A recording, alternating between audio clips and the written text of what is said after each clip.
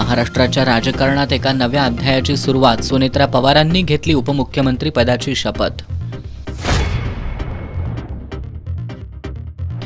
करवीर निवासिनी श्री अंबाबाई मंदिरातील उत्तरायणातील पारंपरिक किरणोत्सवाला आजपासून सुरुवात. आज पहिल्या दिवशी ढगाळ वातावरणाचा अडथळा. महायुती सरकारच्या मनमानी कारभाराविरोधात लढण्यासाठी काँग्रेसला पाठबळ द्या.